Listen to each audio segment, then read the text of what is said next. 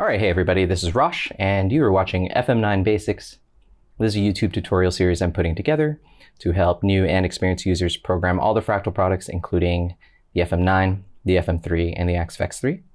So if you want to view the rest of the tutorials, you can view the rest on this YouTube channel, or you can go to fm9basics.com, fm3basics.com, or xfxbasics.com. So a little about myself. Once again, my name is Rosh, and I'm a guitar player and guitar tech out here in the Los Angeles area. I build and program a lot of guitar rigs for a lot of different clients. So my clients include Steve Vai, Leppard, Etheridge, Perfect Circle, Bush, Dweezil Zappa, Steve Vai, and more. So I wanted to get back to the Fractal community and show some tips and tricks on how to program all the Fractal products, including the FM3, the XFX3, and the FM9. So in this case, this tutorial is actually going to be dealing with using all three outputs of the FM9. I've had some questions about this from a bunch of different clients, as well as either people on Facebook or the forums or on my YouTube channel. And so I'm going to demonstrate what I do in my main preset.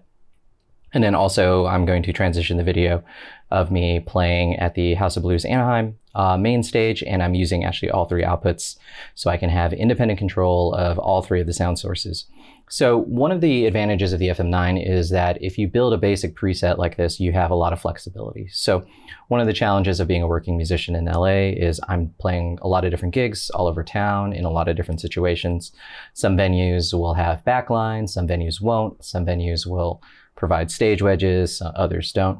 So if you've watched some of the other videos on my YouTube channel, I go into a lot of different setups that I run into, including using a full range cabinet, in addition to going to front of house or just doing stage volume only, those kinds of things.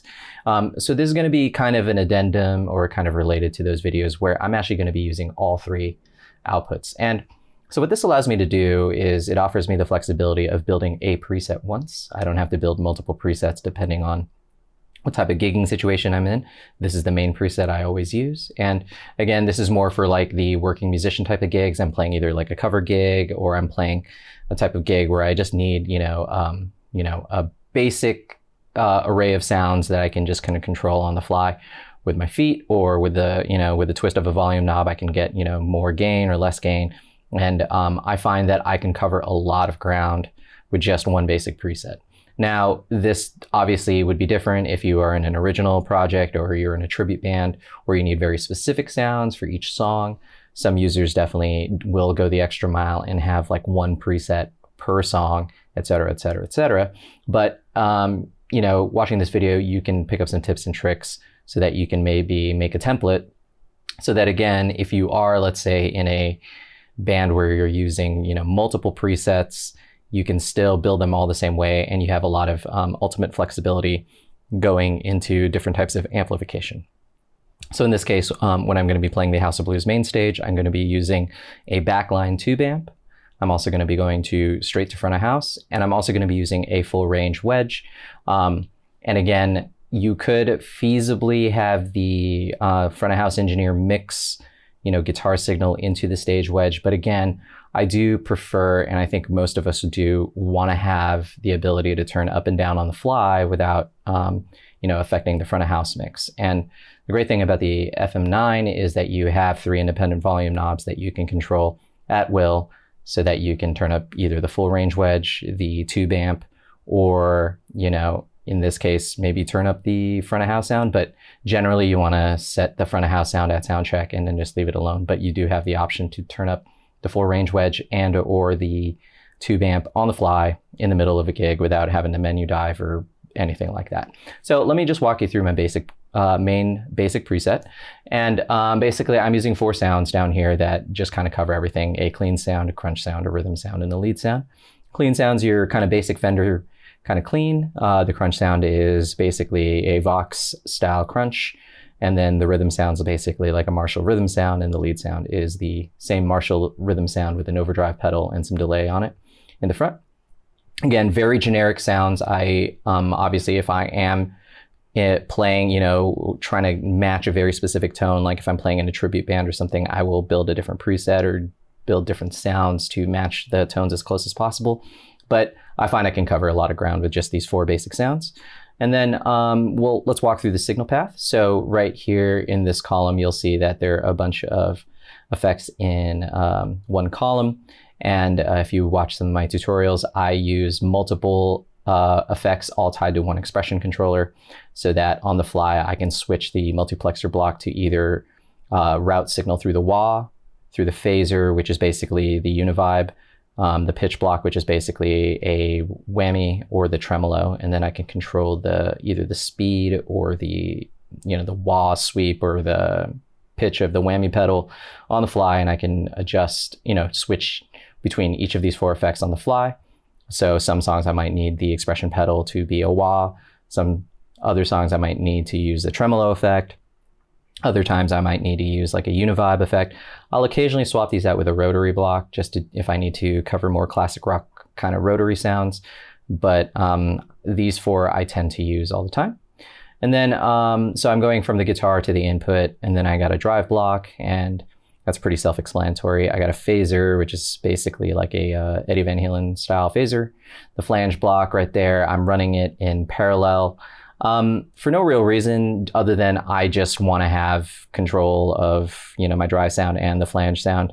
So my flange sound basically sounds like the intro of Barracuda by heart. And then I got a chorus right here, same idea, where I'm running it in parallel right in front of the amp. And it's kind of, maybe similar to the intro of Purple Rain by Prince.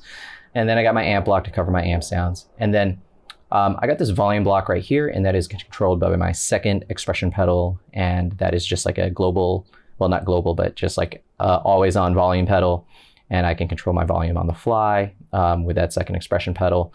And again, I put it before my time-based effects so that I can do any type of swelling if I need to. And then I got a couple different delay choices, either a slapback delay or, like a long delay for leads, or to do with swells or anything like that. And then these filter blocks are actually just, different, volume if I need to bump up the volume for whatever reason. So some of the filter blocks will just turn on depending on the scene I'm doing. So obviously, like in my lead sound, one of the filter blocks turns on so that I can get a little boost in volume. And again, I can step on the other filter block to go even louder if I need to. I generally don't, but I like having the ability to just, go totally loud, especially if the drummer gets really excited and starts bashing away. And then I got a looper block right here. And I sometimes will loop parts during gigs, especially if there are like 2 guitar parts that I need to cover, or if I need to cover like a piano part, I will maybe loop the left hand of the piano and then play the right hand part over the top. So a song that most working musicians have to play all the time is Don't Stop Believing. Occasionally, I will have to play that song without a piano player, so I will actually loop both parts and basically build like a loop that sounds like the piano part, obviously played by guitar, but I'm looping the left and the right hand. And now here's where we come to basically the main meat and potatoes of this preset. So my cab block, as you can see right here, there is a shunt, and the shunt going to output 3, this is where I would go into a tube amp. So I would usually go into the effects return of any backline amp. So if the amp in question at a venue has an effects return, I will take a humbuster cable out of output 3 and go into the effects return of the tube amp. And if it's like, an amp that doesn't have an effects return, like a Fender Twin or a Deluxe Reverb or something like that, I will go into the input. And I've talked about this in a previous video, but if you haven't seen that video, if you go into a backline amp like a Fender Twin, usually what you can do is go into the very first input, the normal channel, and then you can turn the mids all the way up, the treble all the way down, the presence all the way down, everything all the way to 0 other than the mids, turn those to 10, and then you can add bass to taste. And that's usually a pretty flat signal. Cliff Chase posted something on the Fractal forum about, trying to get a amp to be as flat as possible if it doesn't have an effects loop. And I believe those were the settings he advised a lot of people to do. So if you find yourself in a situation where you have a backline amp and it doesn't have an effects loop, by all means, feel free to do that. Usually what I'll do is find a neutral clean sound of whatever backline amp I'm using, and then just go out of output 3 into the input of that. And I can get pretty close to my original tones without the influence of that. But if you do have the opportunity to go into the effects return of an amp, that is definitely always the best way to go, because then you're bypassing the preamp stage of the amp. You're not going to be running into any type of tone shaping, because the tone knobs are usually disabled once you go into the effects return, and the backline amp in question, tube or solid state, is just going to provide power. Now, speaking of solid state, this output also allows me to use a solid state power amp like a Matrix GT1000 effects or GT800 effects. So for some of you users who are using a solid state power amp to power a traditional guitar cab, this is also where you would split off into it. I have a tutorial dealing with the Axe 3, and I go into this in great depth and detail with my cabinet setup. But if you are using a Seymour Duncan power stage, you're using a Matrix GT series, GT1000 or GT800 FX, you would go out of output 3 into the input of those amps, and then take a speaker cable from the input or from the output of those power amps and go into your traditional guitar cab. And again, the reason why you want to split off before the cab is, if you think about it, if you put a cabinet here, in this case, I'm using just, this AC20 Deluxe, then you send it out of output 3, you would be going effectively cabinet into another cabinet. So I definitely advise against doing that. I would, look into other solutions, because you don't want to have like 2 cabinets. It gets this kind of weird woofy sound. But some people like that. That's totally okay. I personally think it doesn't sound that great. So what I tend to do is, of course, split off and shunt off before the cab block. And in this case, I will go into either the effects return or the input of a solid state power amp, Seymour Duncan power stage 170, maybe 700, or I forgot the wattage of the one that is the most recent that came out. That's kind of a wattage in between those two. But again, if you're doing something like that, you would definitely want to go out of output 3 using a humbuster cable into the input. And this allows you to also send, most of those power amps usually want to see a 1/4 inch input. Some of them might have inputs with XLR, but it just, you get to avoid the headache of trying to find like a, converter cable or an adapter to make it work. Since the output 3 is only 1/4 inch cables, it's also humbuster equipped. So that is also the added bonus of getting the humbuster technology in there. So you're not going to be fighting any type of ground noise or anything like that. So once it's split out of output 3 right here and going into the power amp, the cabinet block is right here. And this allows you to go directly to front of house out of output 1. So what I have done is, if I go into the setup menu right here into the audio tab, you'll see that I also have copy output 1 right here. And I'm using copy left to right because I generally run mono. Occasionally I will run stereo if an artist or a gig requires it, or if there's sounds that just need to be done in stereo, like panning type of delays or some kind of maybe, type of phasing, some type of like moving through the stereo field kind of effect. Think of like maybe, some of the Hendrix stuff where he, panned his guitar moving through the stereo field. I will go stereo, and again, that's a very specific thing. I do that very little. Mono sounds great. Obviously, stereo sounds even better, but a lot of times with with a lot of the gigs I do, I don't have the luxury to rely on a sound engineer to, pan the guitar left and right so that it actually functions like stereo. Sometimes I don't want to bring 2 cabinets to a gig. I don't want to bring 2 full range speakers to the gig to have that stereo thing. But again, every user is going to be different. Every situation is going to be different. I find that running mono just lends itself to less headaches and less gear to bring. But if I do have the opportunity to run stereo, or it's a requirement for whatever reason, I will switch these to stereo. But the main thing to focus on is this copy output 1, which is basically like almost putting like an output 2 block here and then, splitting off in there. But since I already do that copy output 1 to output 2, it's like there's a phantom output 2 block there. And then of course, now what happens is output 1 is going to run either into my full range cabinet that I bring. I usually bring an RCF NX12 SMA cabinet, or I'm sorry, full range speaker. I do have a pair of them if I do run stereo, but generally one's plenty. And then output 1 on the front of the FM9, I can turn that up and down in the middle of the gig. and to get more or less stage volume. And again, depending on the situation, I'll either have it facing towards a crowd or just facing towards me and facing away from the band. If I need more guitar, I just crouch down, turn up output 1, and I get plenty of volume that way. Output 2, I generally reserve to go to front of house. And this allows me to, you basically check it at sound check, the front of house engineer or the house engineer or the engineer that, or if I'm, setting up my own PA, output 2 is just going to go to front of house, and that's what the audience hears. And since output 1 and output 2 are basically identical, what I hear out of the full range cabinet out of output 1 is exactly what the audience would hear out of the, the main PA. And they are going to sound identical. But the cool thing is that I still have control of output 1 with the knob, so if I can just turn myself up or down if I need to, and that is independent of turning output 2 up or down. So that it's not going to get louder in front of house, but it will get louder on stage if I just need that extra volume for whatever reason.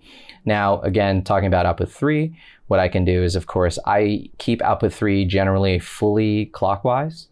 And the reason for that is because then the power amp or the effects return sees the unity gain signal. And in the setup menu right here, in audio, you definitely don't want to boost or pad this. You can just keep this the same. And then, so fully clockwise out of output 3 without any boost or padding, that's unity gain. And that's generally, seeing the same exact signal as going in and going out. You're not boosting or, ducking any type or padding any type of input signal. And so this prevents if you're going through the front input of an amp, it prevents the amp from overdriving. It'll stay clean. Unless you have like an overdriven sound or a dirty sound or anything like that. But if you're going through the effects return, it would just be, again, a unity gain signal.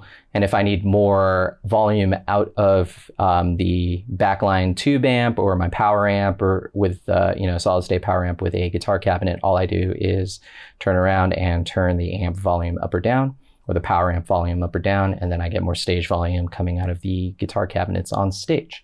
So that's a basic template. Now, obviously, every situation is going to be different. Obviously, every user's needs are going to be different, but this is kind of the basic idea where just build all your sounds as normal, however way you would wish to do them. And then what you would do is, of course, split off between output 3 and, to before the cabinet block, and then go out of output 1. Now, there are some considerations to be made. So obviously, if you do have any lower high cuts in the cabinet, those lower high cuts are going to be reflected in your guitar tone. The time-based effects going after the cabinet do sound slightly different. So for example, if you have like a reverb after the cabinet or whatever, it does sound slightly different. That's like adding your effects in post. If you recorded dry and then adding a reverb with a plugin or something later. Does it sound better or worse? That's very subjective. I don't notice that much of a difference because, again, I'm not doing something super crazy with the reverbs or delays or any of my time-based effects. They all sound like your standard analog guitar pedals that we've used in the past. I'm not doing anything super crazy where I need that super high fidelity at the end. And again, most of those considerations can be compensated in the low and high cuts of the cab block. So obviously, if you need more sparkle and detail in the high end, and your reverb sound a little dull, you can of course make sure you just don't high or low cut your cabinet as much as you need to. So other than that, that's a basic rundown of my main preset in respect to having all 3 outputs being used and engaged. So what I'm going to do is I'm going to actually transition this video into soundcheck at the House of Blues Anaheim, and then all the considerations that I'm making there to use all 3 outputs. So outside of that, if you guys need any help, any programming, any one-on-one sessions, feel free to contact me directly, and I'll see you at the House of Blues Anaheim. All right, hey everybody, we are at the House of Blues Anaheim, and we're gonna go through this little rig. So I've had a lot of questions about how do I run using 3 outputs on the FM9. So basically what's happening here with the FM9 is output 1 is going to this RCF NX12 SMA wedge, and so what it allows you to do is independently turn up and turn down the volume of just the wedge itself using output 1, and then output 2 I am sending to front of house, and again we're going to set that at sound check, and we're just going to leave that alone. And then output 3 is coming out of here in the back. I'm using a humbuster cable, and we are going into this backline Fender Twin amp. Now, usually if you have a backline amp, you would probably go through the effects loop or the effects return of the amp. But in this case, Fender Twins do not have an effects loop. So what you're gonna need to do is go into the normal channel, turn the treble all the way down to as all the way off, turn the mids all the way up. Let me put that in focus, turn the mids all the way up, add bass to taste, and then turn the volume up as you need it, turn the bright switch off. And I usually go into the normal channel. And so what it allows you to do is have some stage volume. You can have your rig, and then this, you're actually hearing the front of house sound. But this is just for me, just guitar only. And then of course we got some wedges and stuff set up for vocals and everything else. But pretty simple rig, but great way to utilize 3 outputs on the FM9.